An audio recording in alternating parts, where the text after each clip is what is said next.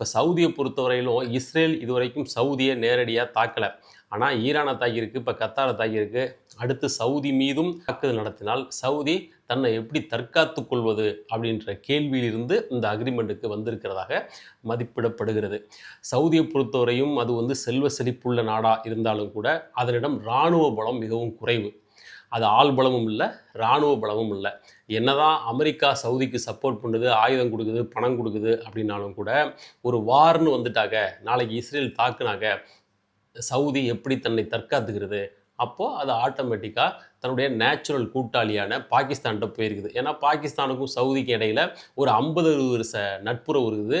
இந்திய பிரிவினைக்கு பிறகு பாகிஸ்தான் அப்படின்னு ஒரு நாடு தனியாக உருவான பிறகு அதை முதல்ல அங்கீகரித்த நாடு சவுதி தான். அப்போலேருந்து 2 பேருக்கு இடையில் ஒரு நட்புறவு இருக்குது. அப்படின்றதுனால 2 பேரும் இப்போ ஒன்று சேர்ந்துருக்காங்க. இது பல வகைகளில் சவுதிக்கு சப்போர்ட் பண்ணும். அப்படியே பாகிஸ்தானோட நிலைமை என்ன அப்படின்னு பார்த்தோம்னா, பல வருஷமாக பாகிஸ்தானில் பசி, பஞ்சம், பட்டினி, அந்த நாடு பொருளாதார சிக்கல் இருக்குது, ஏகப்பட்ட கடன். இந்த சிச்சுவேஷனில் இப்போ சவுதி கூட இப்படி ஒரு அக்ரிமெண்ட் அப்படிங்கிறது பல வகைகளில் பாகிஸ்தானுக்கு நல்லது. இவங்க இராணுவ பலத்தை கொடுப்பாங்க, சவுதி அவங்கள்ட்ட இருக்கிற பணத்தை கொடுப்பாங்க, புது இன்வெஸ்ட்மெண்ட் வரும். அது ஒரு வகையில் பாகிஸ்தானுக்கு மிக மிக நல்லது. இன்னொரு வகையில் பூகோள ரீதியாக இஸ்லாமிய நாடுகளுக்கு மத்தியில் பாகிஸ்தான் ஒரு செல்வாக்கு மிகுந்த நாடாக மாறுவதற்கு இது ஒரு முதல் படி. முக்கியமாக இஸ்லாமிய நாடுகளிலேயே அணு ஆயுதம் வச்சிருக்கிற ஒரே நாடு பாகிஸ்தான் மட்டும்தான். அந்த வகையில் அந்த நியூக்ளியர் அம்ப்ரெல்லாவில் பாகிஸ்தான் அவங்க மத்தியில் அப்பர் ஹேண்ட் எடுத்திருக்குது அப்படின்னு சொல்லலாம். இன்னொரு வகையில் ஆப்ரேஷன் சிந்தூர் நடவடிக்கை இருக்கு இல்லையா, அதை இந்தியா எப்படி பார்க்குது அப்படிங்கிறது நம்மளுடைய பார்வை. ஆனால் உலகம் அதை எப்படி பார்க்குது அப்படின்னாக்க, பாகிஸ்தானுக்கு ஒரு பகுதி அளவுக்கு இராணுவ ரீதியாகவும் ராஜதந்திர ரீதியாகவும் அதுக்கு சக்ஸஸ் அப்படின்னு தான் உலகம் அதை வேல்யூ பண்ணுது. அந்த அடிப்படையிலையும் சவுதி ஒரு பலம் பொருந்திய கூட்டாளி அப்படின்னு பாகிஸ்தானை தன்னோட சேர்த்துக்கிட்டு இருக்கிறதா கருதலாம்.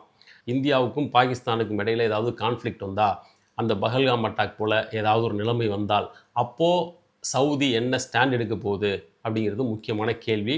அந்த கேள்விக்கு விடை நம்ம இப்போ காண முடியாது. அப்படி நிலைமை வந்தால் தான் தெரியும். ஆனால் சவுதி அப்படியெல்லாம் பாகிஸ்தானுக்கு போய் சப்போர்ட் பண்ணுமா அப்படின்னா அது கேள்விக்குறியான ஒன்று தான். ஏன்னா எப்படி சவுதிக்கும் பாகிஸ்தானுக்கும் நல்ல நட்பு இருக்குதோ, அதே போல் சவுதிக்கும் இந்தியாவுக்கும் இடையிலும் நல்ல நட்பு இருக்குது. பல ஆண்டுகளாக தொடர்ந்து இந்தியாவோட மிக நெருங்கின நாடு தான் சவுதி. நிறைய இன்வெஸ்ட்மெண்ட் இருக்குது 2 நாடுகளுக்கு இடையிலையும். பல லட்சக்கணக்கான பேர் இங்கிருந்து அங்கே போய் வேலை பார்க்குறாங்க. சவுதி அரச குடும்பத்தோட இன்வெஸ்ட்மெண்ட் கூட இந்தியாவில் இருக்குது. அந்த நிலைமையில் சவுதி பாகிஸ்தானுக்கு சப்போர்ட் பண்ணி இந்தியாவை கூட பகைச்சிக்கும் அப்படின்னு சொல்கிறதுக்கு இடம் இல்லை.